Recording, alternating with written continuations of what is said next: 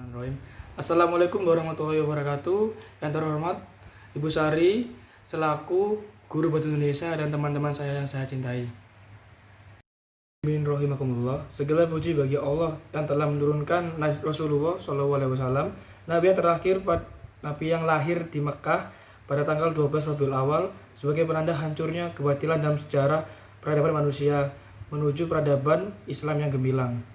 Salawat beserta salam semoga Allah limpahkan kepada junjungan kita Nabi Muhammad SAW, seorang Nabi yang mengajari umatnya dengan teladan dan kesabaran, bukan dengan kekerasan, cacian ataupun makian.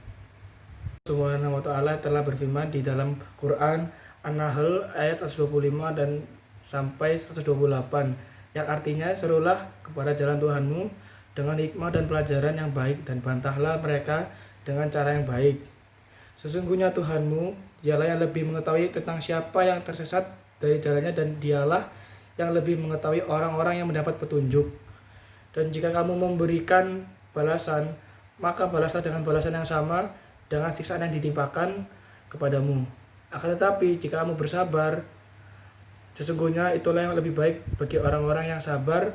Bersabarlah, wahai Muhammad, dan tiadalah kesabaranmu itu melainkan dengan pertolongan Allah, dan janganlah kamu bersedih hati dengan kekafiran mereka, dan janganlah kamu bersempit dada terhadap apa yang mereka tipu dayakan. Sesungguhnya Allah beserta orang-orang yang bertakwa dan orang-orang yang berbuat kebaikan. 14 abad silam di Mekah lahirlah seorang bayi laki dari pasangan pria bernama Abdullah dan wanita bernama Aminah. Secara pribadi, kelahiran bayi tersebut seolah dipenuhi dengan kemalangan karena lahir pada saat ayahanda meninggal beberapa bulan sebelum saat bayi dilahirkan.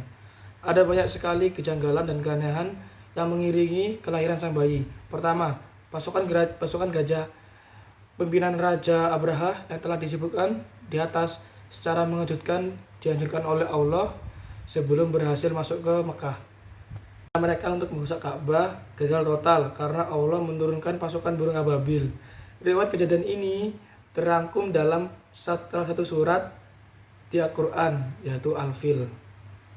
Kedua, sang ibu Siti Aminah ketika melahirkan sang bayi tersebut menyebutkan bahwa beliau melihat cahaya keluar dan menerangi istana-istana di Syam, atau yang kita sebut sekarang yaitu negeri Suriah. Peristiwa ini memberikan isyarat bahwa kelak negeri Syam akan diterangi dengan cahaya Islam. 3. Sang bayi tersebut ditandai dengan runtuhnya 14 balkon di kerajaan Kisra yang menandakan bahwa kerajaan di Persia akan runtuh. Berikutnya yaitu api yang disembah oleh agama Majusi tiba-tiba padam dan gereja di Buhairah runtuh, dan banyak sekali kejanggalan lainnya. Dalam perjalanan hidup Muhammad kecil terus-menerus kehilangan orang yang beliau sayangi.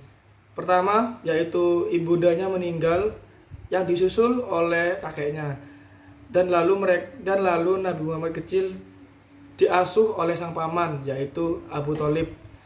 Ketika beranjak dewasa, beliau dikenal dengan julukan Al-Amin atau orang-orang yang dapat dipercaya omongannya. Akibat kejujuran beliau dalam berdagang atau berkehidupan, salah satu peristiwa besar saat itu ialah beliau mampu menghentikan sengketa para kabilah bangsa Arab. Sengketa tersebut berawal dari kejadian pemugaran Ka'bah yang ketika sudah selesai, masing-masing kabilah merasa bahwa merekalah yang terbesar dan layak dipilih sebagai pihak yang meletakkan Hajar Aswad ke Ka'bah.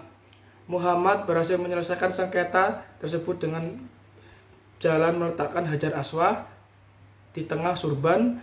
Masing-masing ujung surban dipegang oleh perwakilan kabilah. Kemudian mereka bersama membawanya ke Ka'bah untuk diletakkan. Pada saat bayi tersebut berumur 40 tahun, beliau kemudian diangkat menjadi nabi dan rasul, yaitu sebagai risalah Islam, agama yang kita anut.